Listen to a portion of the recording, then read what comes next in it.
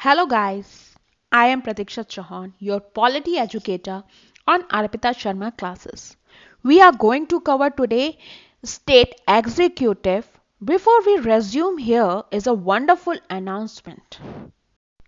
An Academy is launching the perfect study partner for your UPSC CSC journey, equipped with India's best educator, wherein new batches will be launched every Monday. How to get your subscription? Download the Unacademy Learning app, register or sign in on the app, select the goal as UPSC CSC GLs, select plus, choose the duration which suits you best, enter referral code Sharma20 to get 10% instant discount. Unacademy batches for prelims plus mains for UPSC CSC 2021, 2022, 2023 starts on every Monday. Chance to stand out from the crowd with Unacademy live tests and quizzes, interactive classes, doubt learning sessions, structured courses, and PDFs. So, what are you waiting for? Get your Plus subscription now. Use code Sharma20, get 10% discount, and gift yourself with a perfect study partner and preparing with the best. Hurry up, subscribe now. Today's topic is state executive. Same pattern होता है जो कि हम देखते हैं president at centre और state में governor होता है. So let us begin with the topic. अब हम स्टार्ट करते हैं स्टेट एग्जीक्यूटिव के इंट्रोडक्शन से. स्टेट एग्जीक्यूटिव के लिए आर्टिकल 153 से 167 तक होता है और ये पार्ट 6 में आता है. स्टेट एग्जीक्यूटिव के पार्ट हैं governor, chief minister, council of ministers and advocate general of India. अब हम बात करते हैं गवर्नर की, जो कि आर्टिकल 153 में डिफाइंड है. आर्टिकल 153 कहता है कि governor chief executive head of the state होते हैं, नॉमिनल एग्जीक्यूटिव हेड होते हैं, सेंट्रल गवर्नमेंट के एजेंट के तौर पर काम करते हैं. ऑफिस ऑफ गवर्नर के दो रोल होते हैं. 7th कॉन्स्टिट्यूशनल अमेंडमेंट एक्ट 1956 ये कहता है कि गवर्नर 2 या मोर स्टेट्स के हो सकते हैं, मतलब 2 या 2 से ज़्यादा के स्टेट्स के गवर्नर हो सकते हैं. अब हम बात करते हैं क्वालिफिकेशन की, जो कि आर्टिकल नंबर 157 में दिया गया है. वो कहता है कि governor should be a citizen of India, completed 35 years of age. अब आते हैं appointment of governor which is defined in article 155, जो ये कहता है गवर्नर को प्रेसिडेंट अपॉइंट करते हैं by warrant under his hand and seal. अब हम बात करते हैं गवर्नर के ओथ की, जो कि आर्टिकल 159 में दिया गया है. गवर्नर शपथ लेते हैं कि वो कार्यकाल के दौरान पूरी ईमानदारी से निभाएंगे, कॉन्स्टिट्यूशन और लॉ को पूरी तरह सुरक्षित और उसे बचा के रखेंगे, लोगों की सेवा और भलाई के लिए खुद को समर्पित करेंगे. और गवर्नर की ओथ कौन एडमिनिस्ट्रेशन करता है? Chief justice of state high court. अगर chief justice of state high court absent है तो सीनियर मोस्ट जज ऑफ हाई कोर्ट एडमिनिस्टर करता है गवर्नर की ओथ. अब गवर्नर के लिए कुछ कंडीशंस भी होती हैं जो आर्टिकल 158 में दी गई हैं. पहला, गवर्नर हाउस ऑफ पार्लियामेंट या house of the state legislature का मेंबर नहीं होते हैं. अगर होते भी हैं तो उन्हें वो सीट छोड़नी पड़ेगी before joining as a governor. वो ऑफिस ऑफ प्रॉफिट होल्ड नहीं करते हैं. उन्हें राजभवन में रहने के लिए रेंट नहीं देना पड़ता है. इमॉलमेंट्स, अलाउंसेस और प्रिविलेजेस के पूरी तरह हकदार होते हैं. उनके कार्यकाल के दौरान वेतन या भत्ता, मतलब इमॉलमेंट्स या अलाउंसेस, कम नहीं किए जा सकते. अगर एक व्यक्ति 2 या 2 से ज़्यादा स्टेट में एज अ गवर्नर अपॉइंट होते हैं तो उनको इमॉलमेंट एंड अलाउंसेस यानी वेतन या भत्ता प्रेसिडेंट द्वारा डिटरमाइन किया जाता है। गवर्नर को कार्यकाल के दौरान अरेस्ट या इम्प्रिजमेंट में नहीं किया जा सकता। 2 मंथ्स की नोटिस देने के बाद सिविल प्रोसीडिंग हो सकती है उनके कार्यकाल के दौरान। तो ये कुछ कंडीशंस थी गवर्नर की। Let us talk about the governor term or tenure which is defined in Article 156. 5 साल के लिए कार्यकाल होता है। रिजाइन किसे करते हैं गवर्नर? To the president. जब तक कोई नया गवर्नर नहीं आएगा तब तक पुराने गवर्नर ही पद संभालेंगे। तो ये था। अब कोई फिक्स टर्म ऑफ ऑफिस नहीं होता है गवर्नर का। प्रेसिडेंट कभी भी उन्हें रिमूव कर सकते हैं।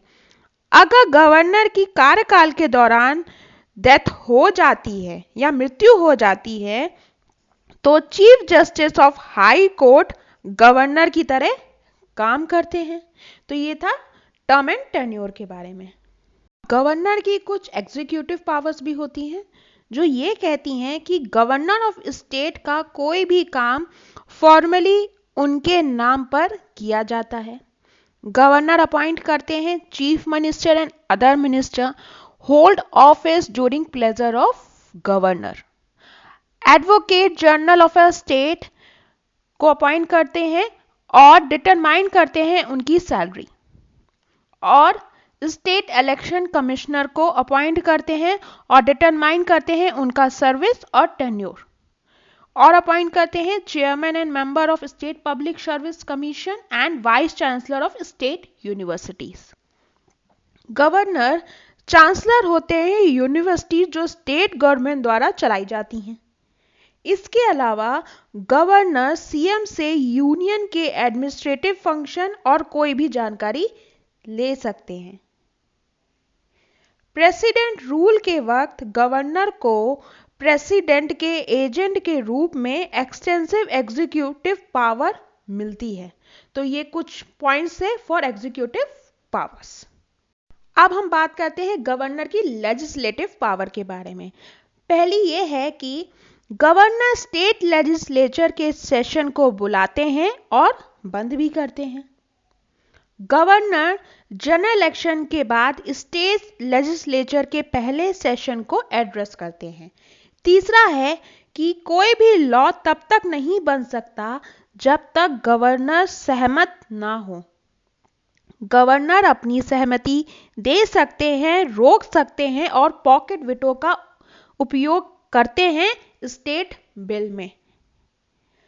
फोर्थ पॉइंट है गवर्नर अपॉइंट करते हैं 1 member of Anglo-Indian Committee to the State Assembly and 1/6 member legislative council में डिफरेंट फील्ड से जाते हैं जैसे art, science, literature, social service या कोऑपरेटिव मूवमेंट से। फिफ्थ पॉइंट कहता है आर्टिकल 200 के हिसाब से जो बिल स्टेट लेजिस्लेचर के द्वारा पास होता है वो गवर्नर के सामने प्रेजेंट किया जाता है। अब गवर्नर के पास 4 ऑप्शंस होते हैं। पहला, गवर्नर सहमत होता है और वो बिल एक्ट बन जाता है। दूसरा, रोक सकता है उस बिल को। तीसरा, स्टेट लेजिस्लेचर के पास दोबारा भेज सकता है और कहता है कि डिस्कशन करो इस बिल पर। चौथा, रिजर्व कर लेते हैं बिल को फॉर कंसिडरेशन ऑफ प्रेसिडेंट। ये लेजिस्लेटिव पावर्स ऑफ गवर्नर्स थी। अब आती हैं गवर्नर की फाइनेंशियल पावर्स। पहली है गवर्नर देखते हैं कि एनुअल फाइनेंशियल स्टेटमेंट या स्टेट बजट स्टेट लेजिस्लेचर के समक्ष रखा गया है। दूसरा, मनी बिल जो स्टेट लेजिस्लेचर में इंट्रोड्यूस होता है उसके लिए गवर्नर की रिकमेंडेशन चाहिए होती है। तीसरा, कोई भी ग्रांट की डिमांड नहीं हो सकती जब तक गवर्नर की परमिशन ना हो। गवर्नर के पास स्टेट कंटीजेंसी फंड है जो इमरजेंसी के वक्त यूज होता है। फिफ्थ इज पंचायत या म्युनिसिपैलिटी की फाइनेंशियल पोजीशन रिव्यू करने के लिए गवर्नर स्टेट फाइनेंस कमीशन का गठन करते हैं। This is all about financial powers of governor. अब गवर्नर के पास कुछ जुडिशियल पावर्स भी हैं। गवर्नर के पास सजा को माफ करने के लिए कुछ पार्डनिंग पावर्स हैं, जैसे pardon, reprieve, respite, remit and commute. ये सब हम प्रेसिडेंट पे भी ऑलरेडी डिस्कस कर चुके हैं। प्रेसिडेंट गवर्नर से राय लेते हैं फॉर अपॉइंटिंग जजेस of high court. State high court से राय लेने के बाद गवर्नर अपॉइंटमेंट, पोस्टिंग या प्रमोशन कर सकते हैं डिस्ट्रिक्ट जजेस की। स्टेट हाई कोर्ट और स्टेट पब्लिक सर्विस कमीशन की राय लेने के बाद गवर्नर जुडिशियल सर्विसेज के लिए लोगों को अपॉइंट करते हैं। गवर्नर डेथ सेंटेंस को माफ नहीं कर सकते हैं। कोर्ट मार्शल के मामले में गवर्नर कुछ नहीं कर सकते हैं।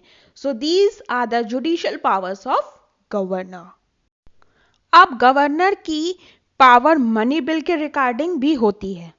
जैसे कोई भी मनी बिल स्टेट लेजिस्लेचर में पास होकर गवर्नर के समक्ष रखा जाता है, ऐसे में गवर्नर के पास 3 चॉइस हैं। पहली, बिल को मंजूरी देकर उसे एक्ट बना सकते हैं। दूसरी, बिल को रोककर खत्म कर एक्ट नहीं बना सकते हैं, या बिल को प्रेसिडेंट की राय के लिए रोक लेते हैं। तो ये मनी बिल के रिगार्डिंग में था। अब कुछ कॉन्स्टिट्यूशनल पावर्स भी हैं गवर्नर को मिली हैं, जो कुछ आर्टिकल्स में हैं। पहली, आर्टिकल 154 में governor executive head of state होता है। दूसरा, सभी एग्जीक्यूटिव फंक्शन जो गवर्नर के द्वारा किए जाते हैं या किसी भी सबऑर्डिनेट ऑफिसर्स के द्वारा, वो सब कॉन्स्टिट्यूशन के अनुसार किए जाएंगे। ये आर्टिकल 154 में आता है। अब दूसरा है आर्टिकल 163, जिसमें डिफाइन है गवर्नर को एडवाइस चीफ मिनिस्टर और काउंसिल ऑफ मिनिस्टर करते हैं तब तक जब तक गवर्नर अपनी डिस्क्रिशनरी पावर यूज ना करे। दूसरा, डिस्क्रिशनरी पावर्स गवर्नर को मिली हैं, ना कि प्रेसिडेंट को। तीसरा, 42nd अमेंडमेंट एक्ट के तहत काउंसिल ऑफ मिनिस्टर की एडवाइस प्रेसिडेंट पर बाइंडिंग होती है, बल्कि गवर्नर पर नहीं। अब आता है आर्टिकल 164, जो ये कहता है काउंसिल ऑफ मिनिस्टर रिस्पॉन्सिबल होते हैं स्टेट लेजिस्लेटिव के लिए। अब सरकारिया कमीशन ने अपनी report the regarding office of governor, जिसमें रिकमेंड किया, पहला, गवर्नर की अपॉइंटमेंट करने से पहले स्टेट की राय लेनी चाहिए। Second is governor same state का नहीं होना चाहिए। थर्ड इज गवर्नर जीवन के किसी भी पड़ाव में हो एक प्रतिष्ठित व्यक्ति होना चाहिए। फोर्थ इज गवर्नर को स्टेट की लोकल पॉलिटिक्स से नहीं जुड़ना चाहिए, अलग रहना चाहिए। फिफ्थ इज गवर्नर को रूलिंग पार्टी का पॉलिटिशियन नहीं होना चाहिए।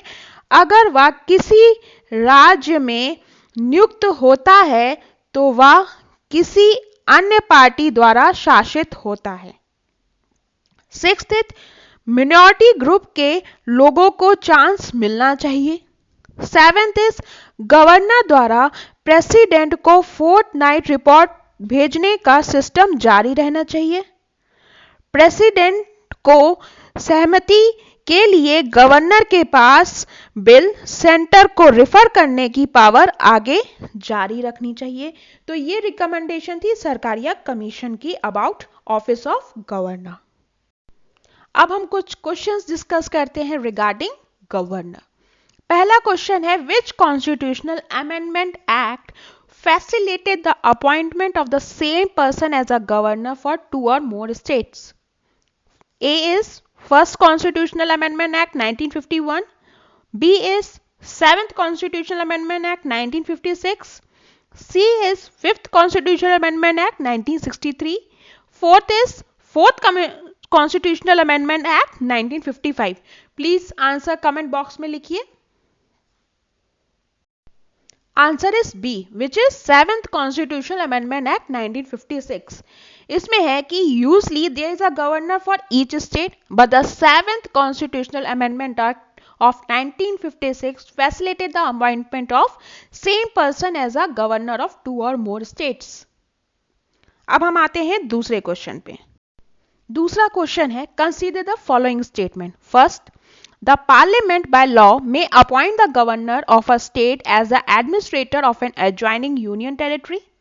Second, if a governor of a state is appointed to act as an administrator of an adjoining union territory, he shall exercise his functions as an administrator independently of his council of ministers. Which of the following statement given above is or are correct? 1, 2, both 1 and 2, neither 1 and 2. Comment करें box में. Answer is 2 only. Means if a governor of a state is appointed to act as an administrator of an adjoining union territory, he shall exercise his function as such administrator independently of his council of ministers. Why first statement is wrong?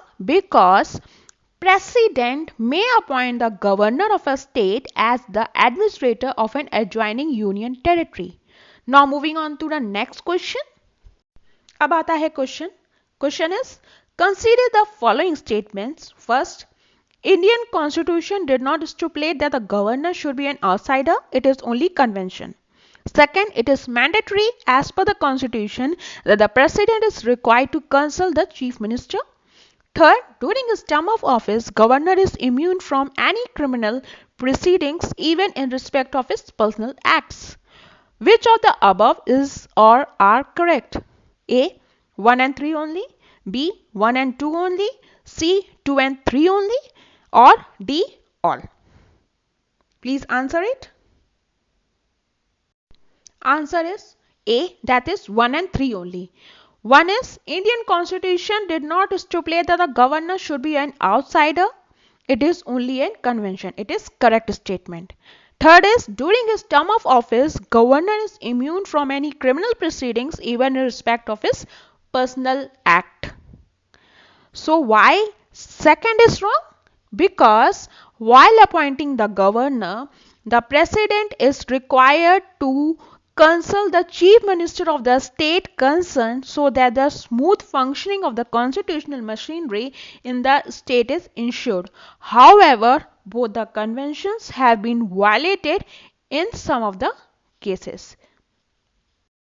Now the question is which of the following statement is or are incorrect? Governor can nominate one member to the state legislative assembly from the Anglo-Indian Committee. Second, governor decides on the question of disqualification of members of the state legislature in the consultation with the election commission. Choose from the option below 1, 2 only, both or none. Please answer it. Answer is D, which means both statements are correct. None of above is incorrect. So, governor can nominate one member from the Anglo-Indian Committee and governor decision is final. However, he should obtain the opinion of the election commission and act accordingly. So, it is all about the questions. Hope you like the class. Thank you.